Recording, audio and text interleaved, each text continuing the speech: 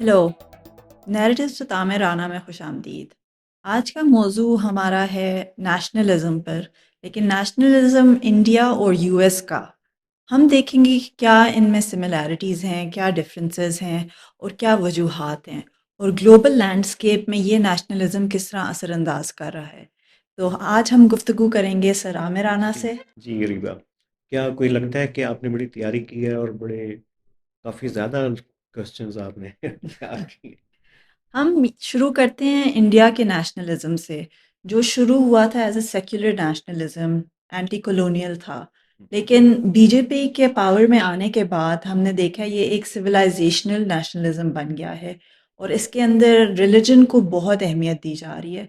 तो इसमें हम क्या देखते हैं कि रिलीजियस पोलराइजेशन को जन्म दे रहा है।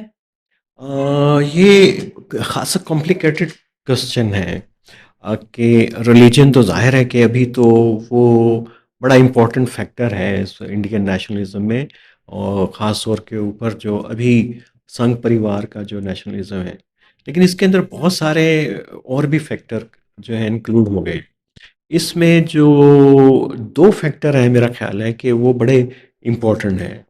एक तो एक ये नया इंडिया है जिसमें एक बहुत बड़ी मिडल क्लास इमर्ज की, और ये जो मिडल क्लास इमर्ज की ये ज़्यादा एक ख़ास मज़हब से ताल्लुक़ रखने वाले लोग, हिंदू मेजॉरिटी की हुई, एम्पावरमेंट ज़्यादा हुई है। और ये वैसे हुई पूरे सेकुलर इंडिया के दौर, कांग्रेस के दौर के अंदर हुई। और इसमें बहुत सारी कम्युनिटीज़ पीछे रह गई। उसमें मुस्लिम भी हैं, क्रिश्चियंस भी हैं, फिर ईस्ट इंडिया के साइड के ऊपर कम्युनिटीज़ हैं। फिर अभी भी नक्सलाइट्स, कमज़ोर तो हो गई है मूवमेंट, वो भी इकोनॉमिक डिस्पैरिटी कम, अभी ज़ात का मसला वहाँ पे बहुत बड़ा एक इशू है। तो एक ख़ास मिडिल क्लास तो बनी है, लेकिन उसका एडवांटेज कहीं नहीं मिला। बहुत सारी कम्युनिटीज़ को नहीं मिला, बशमूल कुछ जिनको कहते हैं कि कम दर्जे की ज़ातों के हिंदू। हम उतना ब्रूटली चीज़ों को नहीं कह सकते कि दलित और इस तरह की चीज़ें, वो मुझे वैसे एक बड़ा स्टिग्मा सा लगता है कि उनको स्टिग्माटाइज करना मखसूस नामों से। तो वो हुआ इंडिया में। और एम्पावरमेंट होती है जब एक साइज़ केक का बढ़ता है, तो एक ख़ास क्लास को उस केक का हिस्सा मिलता है। तो वो मिला है एक ख़ास हिंदू कम्युनिटी को मिला, सारे हिंदुओं को नहीं मिला, और बाकी जो दूसरे मज़ाहिब के थे उनको उससे भी कम मिला। और ये डिस्पैरिटी है, एक तो ये इशू है। दूसरा फिर ये है कि एक और भी फैक्टर इसके अंदर आ गया, वो है कि एक तो सेकुलराइजेशन थी। वो तो इंडिया बना, आपने जिक्र किया कि एंटी कॉलोनियल जो पूरा एक डिस्कोर्स चला इंडिया में, वो सारा सेकुलर था। सेकुलरिज्म में कोटे थे वो सबके कि जी आपकी आइडेंटिटी भी महफूज होगी, आपके राइट्स भी होंगे, ये भी होंगे। लेकिन एक जो चीज़ बड़ी इंटरेस्टिंग है, ये आप इसको बेशक हिंदुत्व कहें, जो भी संघ परिवार की मूवमेंट कहें, जो भी है, इसने उसके रिएक्शन में या शायद कोई सोशल प्रेशर ऐसा पूरे इंडिया के अंदर से डेवलप हुआ कि इसने एक सिविल कोड की यूनिफिकेशन की मूवमेंट को भी जन्म दिया। अब ये जो कह रहे हैं ना कि आप मुसलमानों के मसा वो जो तलाक के इशूज़, फैमिली लॉज के अंदर अमेंडमेंट्स हुई, चेंजेस हुई, और बाकी जगहों के ऊपर हो रही हैं, तो ये एक यूनिफॉर्म कोड की एक मूवमेंट भी बन रही है। अब उसमें इस यूनिफिकेशन का, यूनिफॉर्मिटी का मतलब क्या है? क्या बाकी लोगों को वो एब्जॉर्ब हो जाएंगे, एक बड़े कलेक्टिव का हिस्सा बन जाएंगे? ये कहना तो मुश्किल है, लेकिन ये है कि कम से कम एक सिविक सिविल सेंस के अंदर एक ये इंडिया को मुत्तहिद करने की मूवमेंट लगती है, यूनाइट करने की मूवमेंट भी लगती है। हम अमेरिका में भी सिमिलर ट्रेंड हम्म, देख रहे हैं कि मेक हम्म, अमेरिका ग्रेट अगेन। हम्म। तो इसमें और इंडिया के नेशनलिज्म में क्या फ़र्क है और क्या सिमिलैरिटीज़ हैं? हाँ, ये बड़ा इम्पोर्टेंट है। और यूएस का तो रहा ही। अभी तो जब से ट्रम्प साहब आए, हर रिपब्लिकन जब भी आते थे वो भी अमेरिका को ग्रेट बनाने की बात करते थे। वो लगता था एक पैनल, एक पूरा एक थॉट प्रोसेस है, एक पॉलिटिकल प्रोसेस चल रहा है अमेरिका में, जो रिपब्लिकन का है और डेमोक्रेट्स का है। एक तरफ लिबर्टी की बात है, फ्रीडम की बात है, दूसरी तरफ रिस्पॉन्सिबिलिटी की बात है, ज़रा आइडियोलॉजिकल साइड है। और अभी ये जो बड़ी ख़तरनाक बात तो ट्रंप ने की कि पूरा जो कम्युनिज्म का रेफरेंस लेके आए 25th जो एनिवर्सरी है यूएस की, तो वो एक तो मुझे लगता है कि उन्होंने रिकॉल भी किया कि पूरे एक रिसेंट हिस्ट्री में, कोल्ड वॉर की हिस्ट्री में, वो तो जाहिर है कि पूरा फोकस वही था कम्युनिज्म को, सोवियत यूनियन को ब्रेक करने की। अब दरमियान में एक आया था ये पूरा इस्लामिक टेररिज्म का इशू आया, तो एकदम से उनकी तवज्जो तो हट गई थी। बाराक ओबामा के आखिरी दौर से चेंजेस आना शुरू हुई थी थॉट प्रोसेस में। अब लगता है कि ये उसको उसी फ्रेमवर्क में चाइना को देखना शुरू कर गए। तो वो एक तो एक्सटर्नल साइड है। इंटरनल साइड जो है उसकी कि जॉब्स को लेके आना चाइना से, पूरी एक इकोनॉमी को करना, टैरिफ्स लगाना, ये भी उसी तरह की एम्पावरमेंट है। इस एम्पावरमेंट के साथ कोई आइडेंटिटी चेंज हो रही है, नेशनलिज्म ट्रिगर कर रहा है। ये थोड़ा सा मुश्किल है ये इसको इसको कहना।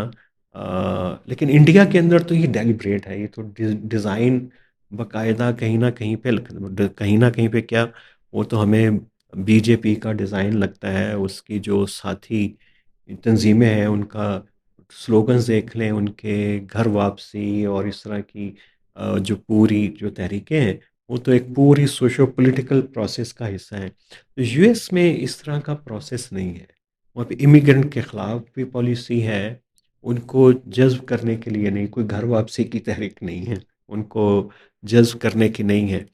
तो कुछ पैरेलल्स कहीं न कहीं पे हो सकते हैं, लेकिन वो इकोनॉमिक जो उनकी इंटीग्रेशन है, वो अमेरिका फर्स्ट में ज़्यादा प्रायोरिटी रखती है। और इंडिया में मुझे लगता है कि ये इकोनॉमिक प्रॉस्पेरिटी, उसका एडवांटेज सबको पहुँचे, उससे ज़्यादा लोगों को पहुँचे, उससे ज़्यादा एक एक ये सोशो पॉलिटिकल प्रोजेक्ट है इंडिया में। ओके। क्या हम कह सकते हैं कि एक रिएक्शन है ग्लोबलाइजेशन से, हुँ, कि ग्लोबलाइजेशन है कि इमिग्रेंट्स आए, हुँ, इमिग्रेंट्स को जॉब्स मिले, लेकिन अब हमने देखा है कि उनकी इमिग्रेशन पॉलिसी भी सख्त हो गई हुँ, है। आइस का हमने रवैया देखा है बिल्कुल। अमेरिका में। तो क्या ये एक ग्लोबलाइजेशन के खिलाफ तहरीक है? हाँ, ये भी इसको कह सकते हैं, क्योंकि अभी ग्लोबलाइज़ेशन का चैंपियन तो चाइना है। उसकी तो वो तो ग्लोबल गवर्नेंस की बात करते हैं, और शी जिनपिंग और ट्रम्प जो है वो अमेरिका फर्स्ट की बात करते हैं, और अपने इंटरेस्ट को प्रोटेक्ट करने की टैरिफ को उन्होंने वेपनाइज़ कर लिया है। तो उसमें ये एक ग्लोबल पर्सपेक्टिव है, यकीनन उसके अंदर प्रेशर है। तो लेकिन इमिग्रेंट्स के ख़िलाफ़ तो कभी भी अ, दुनिया, बल्कि डेवलप्ड वर्ल्ड, फर्स्ट वर्ल्ड, कोई बहुत ज़्यादा उसके हक़ में नहीं रहा। और अमेरिका में भी वक़्तन-फ़वक़्तन ये कभी मैक्सिकन्स के ऊपर, कभी जो लैटिन पार्ट है अमेरिका का, उनके इमिग्रेंट्स के ऊपर मुसलसल ये चीज़ें चलती रहती हैं। अफ्रीका से माइग्रेशन, उनके ऊपर ख़ासी सख्ती रहती है। तो अभी थोड़ी-सी ज़्यादा हो गई थी कॉन्फ्लिक्ट्स की वजह से। सीरिया में था, उससे पहले इराक में था, फिर अभी अफ़गानिस्तान का हो गया। कॉन्फ्लिक्ट की कई-कई सूरतें हैं, कोई-कोई क्लाइमेट की वजह से अफ्रीका से लोग माइग्रेट करते हैं। तो कुछ चीज़ें कम हुई हैं कॉन्फ्लिक्ट की, तो प्रेशर तो कम हुआ है अमेरिका के ऊपर भी, वेस्ट के ऊपर भी। लेकिन बहरहाल एक एंटी इमिग्रेंट्स का एक रवैया है। उसमें थ्योरीज़ हैं कि आप इमिग्रेंट्स की तादाद जब ज़्यादा हो जाए, थोड़ों को तो सब वेलकम करते हैं कि आपको अच्छे लगते हैं ना, 1-2 चीनी घूम रहे हों। लेकिन आपको मार्केट के अंदर 100 नज़र आएँगे, आप घबरा जाएँगे कि ये क्यों आ गए हैं? ये क्या करेंगे? हमारी इकॉनमी पे कब्ज़ा कर लेंगे। तो ये माइंडसेट उधर भी है। जितने भी आप डेवलप हो जाएँ, 1-2 लोग अच्छे लगते हैं, 100 लोग अच्छे नहीं लगते इकट्ठे घूमते हुए। तो इंडिया के अंदर भी मेरा ख़्याल है कि ये एक है प्रॉब्लम, क्लास के स्ट्रक्चर के अंदर है, वो तो है ही, पूरा क्लास स्ट्रक्चर है इंडिया में। पूरे हिंदू मत के अंदर भी पूरा क्लास स्ट्रक्चर है। तो उनको भी कहीं न कहीं पे जब एक कम्युनिटी को थोड़ी-सी डेवलप भी हो रही हो, तो कुछ लगता तो है उनको। जैसे ये इश्यू बहुत अर्बन सेंटर्स के अंदर हमें भी फेस करते हैं, मुस्लिम भी, क्रिश्चियंस भी और उनके नॉर्थ ईस्ट वाले भी। उनको बड़े जो मोहल्ले हैं उनको फ्लैट्स नहीं मिलते, रेंट के ऊपर जगह नहीं मिलती। वो उनका मज़हब पूछते हैं, उनकी कास्ट पूछते हैं कि गोश्त पकाने वाले तो नहीं है, खाने वाले तो नहीं है। तो वो यहाँ पे इंडिया के अंदर हालांकि सोशो पॉलिटिकल इश्यूज ज़्यादा है, इसमें ग्लोबल इन्फ्लुएंस यूएस के अंदर शायद है, उसकी डायनामिक्स में शामिल है, इंडिया की नहीं है। और इंडियन तो खुद डायस हो रहा है आजकल। वो आपने वो देखी है वो ट्वीट, एक इंडियन ने वो कौन है, मेरा ख्याल है कि वो खासी उनकी एक्ट्रेस है या कोई आर्टिस्ट है, नहीं नॉवेलिस्ट का है, फ्रैंकफर्ट एयरपोर्ट के ऊपर उन्हें शिकायत कर रही हैं कि जी के इंडियंस के साथ बड़ी जो है बुरा सलूक करते हैं, ये यूरोप के अंदर हमें इक्वल नहीं समझते और ये बहुत बुरी बात है। तो आज मैंने देखा कि एक देसी नौजवान इधर उधर घूम रहा था और वो शायद उसके पास पैसे पूरे नहीं थे, रेट पूछ रहा था रेस्टोरेंट्स के ऊपर। तो मुझे बड़ा तरस आया, तो मैंने कहा चले उसको मैं हेल्प कर देती हूँ। मेरे पास कुछ खाने के लिए था, तो फिर मैंने उसको दिया खाने के लिए। उनको नाम पूछा कि कहाँ से हो, या पाकिस्तान से। वो कहती है कि दूर फिटे हूँ। तो ये देखें, ये आप खुद एक उस पूरे प्रोसेस से गुजर रहे हैं और आपको लग रहा है कि आपके खिलाफ डिस्क्रिमिनेशन हो रही है, आपको सेग्रीगेट किया जा रहा है, आपको आइसोलेट किया जा रहा है, स्टिग्माटाइज किया जा रहा है। और लेकिन जब आपने एक पाकिस्तानी को देखा तो एकदम से आपका रवैया चेंज हो, वही आप उसके साथ कर रहे हैं जो आपके साथ आप महसूस कर रहे हैं आपके साथ हो रहा है। तो ये लेकिन कुछ एक ख़ास तबके में तो हो सकता है, लेकिन मेरा ख्याल है इंडिया की डायनामिक्स थोड़ी-सी मुख्तलिफ है। अभी भी इंडिया अपने अंदर ही ज़्यादा गुम है, बाहर से ज़रा भी कम ही अभी तक इन्फ्लुएंस लेता है। तो रिलीजियस माइनॉरिटीज़ की राइट्स कैसे प्रोटेक्ट होंगी इस तरह के नेशनलिज्म से? चाहे वो हुँ, सिविलाइजेशनल नेशनलिज्म हो या सिविक नेशनलिज्म हो, हुँ, तो इसमें रिलीजियस माइनॉरिटीज़ की काफ़ी इम्पोर्टेंस है। तो आप हुँ। इसको किस तरह देखते हैं?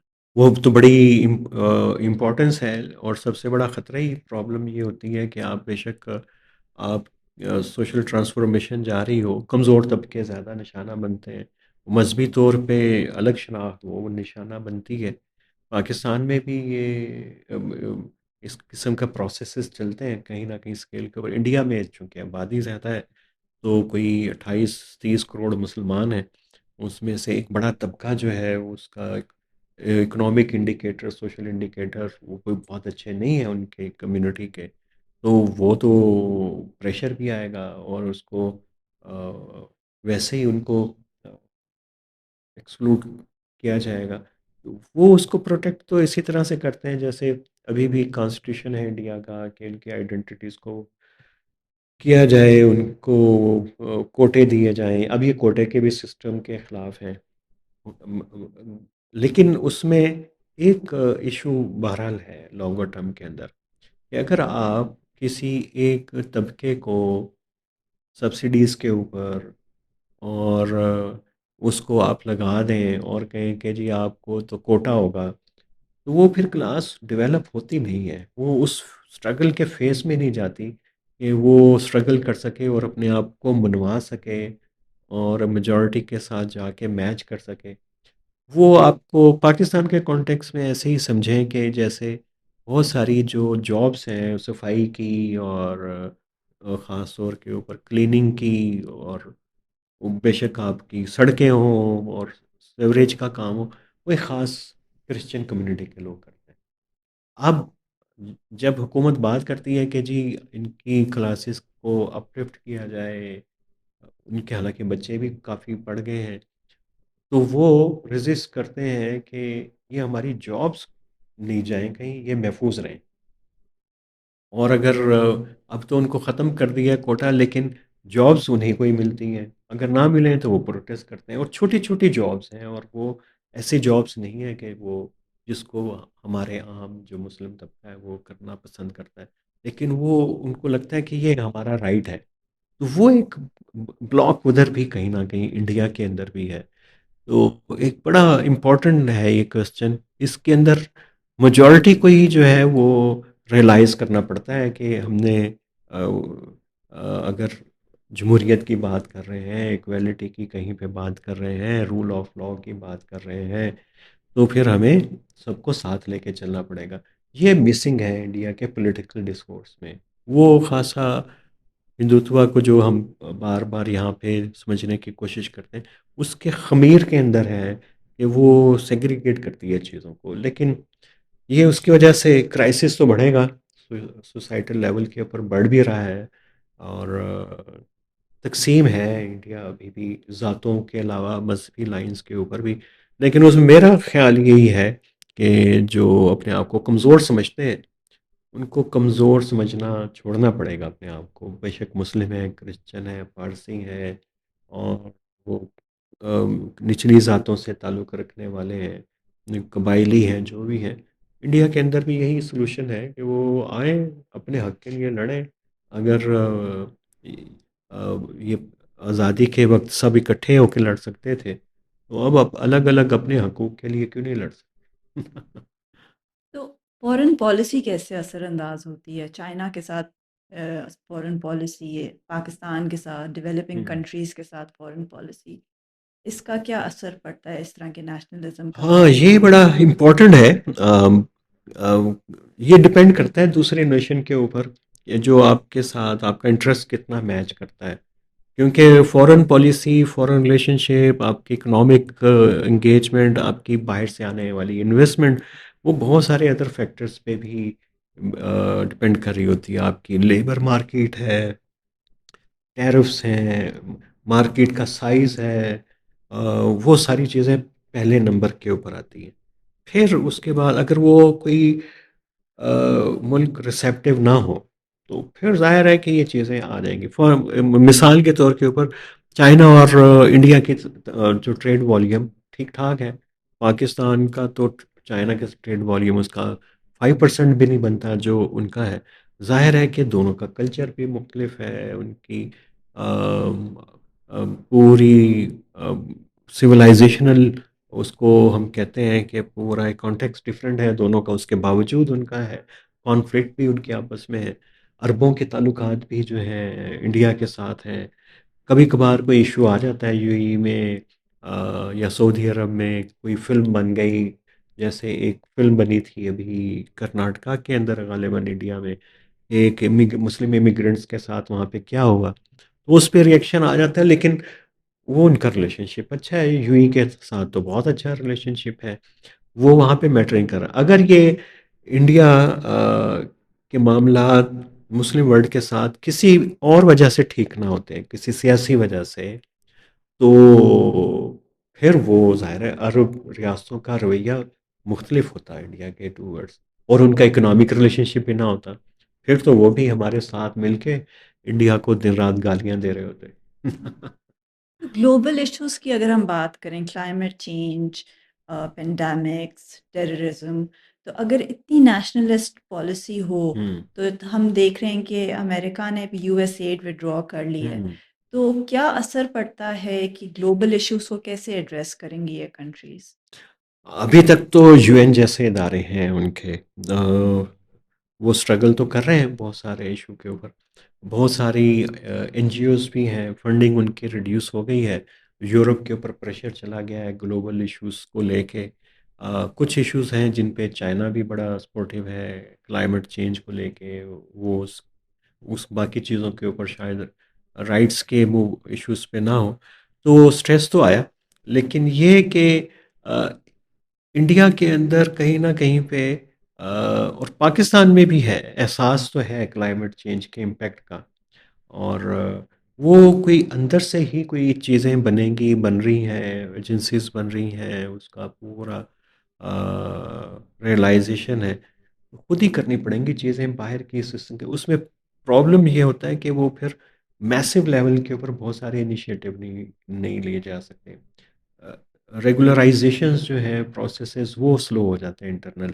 ये तो डिसएडवांटेज उसका है। लेकिन अल्टीमेटली कॉमो को करना पड़ेगा। अब उस हर चीज़ के लिए देखते रहें बाहर की तरफ, तो वो भी एक एक बहुत ही हेल्थी एटीट्यूड तो नहीं है कि आप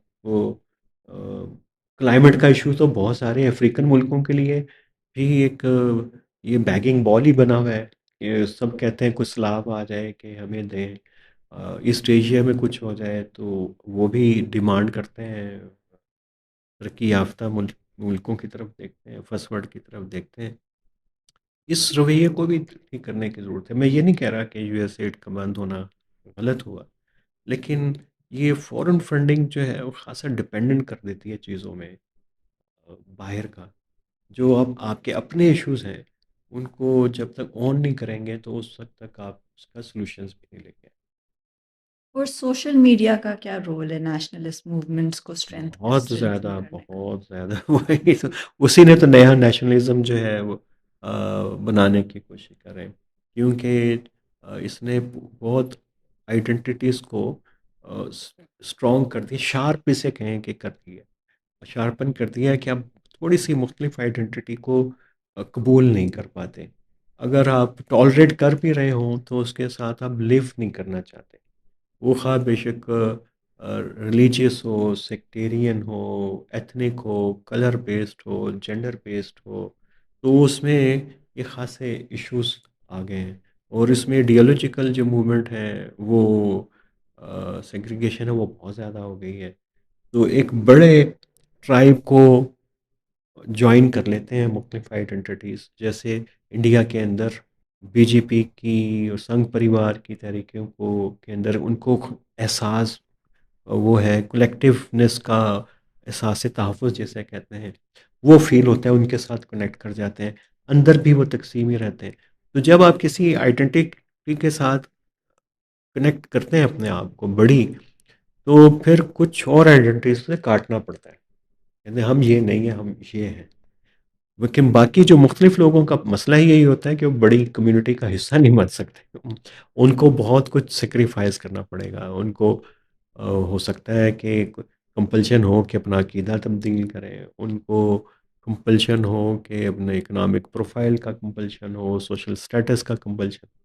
ये बहुत खौफनाक किस्म के प्रोसेसेस हैं और ट्रिगर किए हैं सोशल मीडिया ने, ग्लोबली किए। और ज़ाहिर है कि जहाँ पे पहले से तकसीम ज़्यादा थी, डिवाइड ज़्यादा थी, तो वहाँ पे मज़ीद उसको डिवाइड को बढ़ा दिया उसने। Okay, thank you. और इस नोट पे हम अपने पॉडकास्ट को रैप अप करेंगे। क्वेश्चंस तो बहुत हैं लेकिन टाइम लिमिटेड है। चलें अगली मर्तबा कर लेंगे। ठीक है। शुक्रिया सर आमिर राना। चलें, बहुत थैंक शुक्रिया। यू। अल्लाह हाफ़िज़।